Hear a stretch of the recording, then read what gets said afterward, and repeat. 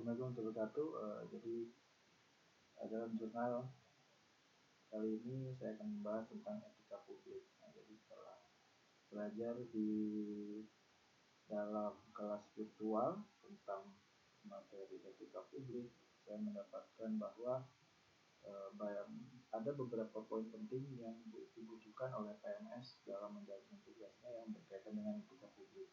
Nah, sebelumnya akan saya bahas tentang apa sih etika publik itu. Jadi, etika publik itu adalah refleksi tentang standar atau norma yang menentukan baik atau buruk, benar atau salah perilaku, tindakan dan keputusan untuk mengarahkan kebijakan publik dalam rangka menjalankan tanggung jawab pelayanan publik. Etika merupakan sistem penilaian perilaku serta keyakinan untuk menentukan perbuatan yang pantas guna menjamin adanya perlindungan hak-hak individu, mencakup cara-cara dalam pengambilan keputusan untuk membantu membedakan hal-hal yang baik dan yang buruk, serta mengarahkan apa yang seharusnya dilakukan sesuai nilai-nilai yang dianut.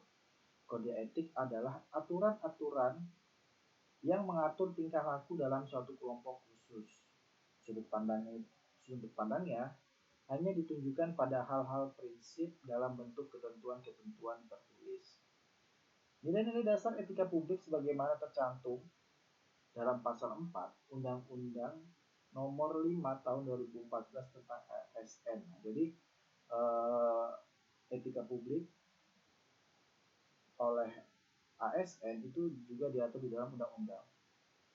Nah, itu ada beberapa poin di dalam Undang-Undang Nomor 5 Tahun 2004 pasal 4 ini.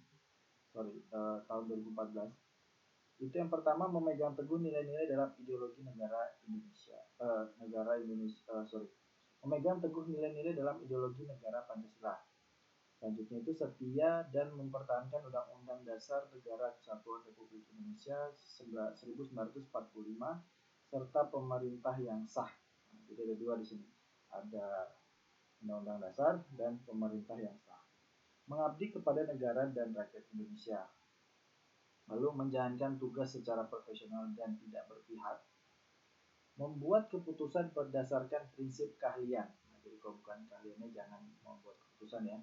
Lalu menciptakan lingkungan kerja yang non-diskriminatif, memelihara dan menjunjung tinggi standar etika yang luhur, lalu mempertanggungjawabkan tindakan dan kinerjanya kepada publik, memiliki kemampuan dalam melaksanakan kebijakan dan program pemerintah, lalu memberikan layanan kepada publik secara jujur, tanggap, cepat, tepat, akurat, berdaya guna, berhasil guna, dan santun. Mengutamakan kepemimpinan berkualitas tinggi, lalu selanjutnya menghargai komunikasi, konsultasi, dan kerjasama, mengutamakan pencapaian hasil dan mendorong kinerja pegawai, mendorong kesetaraan dalam pekerjaan, dan yang terakhir meningkatkan efektivitas sistem pemerintahan yang demokratis sebagai perangkat sistem keadilan. Nah, itu tadi ya. Lalu kode etik dan kode perilaku itu juga diatur pada pasal 5 Undang-Undang Dasar Nomor 5 Tahun 2014 tentang ASN. Nah, undang-undang ini bertujuan untuk menjaga martabat dan kehormatan ASN ya. Jadi aparatur sipil negara, tidak hanya PNS saja, tapi keseluruhan dari ASN.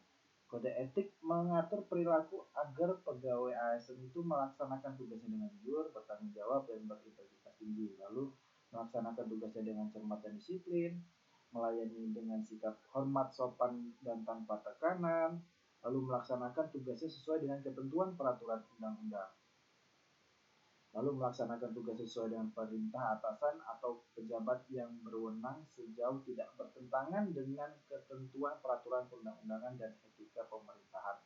Nah, jadi kalau masih dalam etika dan peraturan itu tidak apa-apa dan wajib kita ikuti perintah dari atasan ya atau pejabat.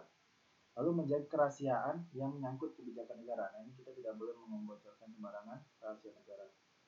Menggunakan kekayaan dan barang milik negara secara bertanggung jawab, efektif, dan efisien. Nah, jadi menggunakan barang milik negara itu berarti kita wajib menggunakan fasilitas-fasilitas tersebut sesuai dengan pekerjaan yang kita lakukan. Oke. Lalu selanjutnya itu menjaga agar tidak terjadi konflik kepentingan dalam melaksanakan tugasnya. Lalu memberikan informasi secara benar dan tidak menyesatkan kepada pihak lain yang memerlukan informasi keterkaitan kepentingan kedinasan. Nah, selanjutnya itu tidak menyalahgunakan informasi inter negara, jadi informasi di dalam negara kita, tugas, status, kekuasaan, dan jabatan untuk mendapatkan atau mencari keuntungan atau manfaat bagi diri sendiri atau untuk orang lain. Lalu selanjutnya, memegang teguh nilai dasar ASN dan selalu menjaga reputasi dan integritas ASN. Dan yang terakhir, melaksanakan ketentuan peraturan undang-undang mengenai disiplin pegawai ASN. Nah, jadi setiap jenjang pemerintah itu memiliki lingkup kekuasaan masing-masing yang dipegang oleh pejabatnya.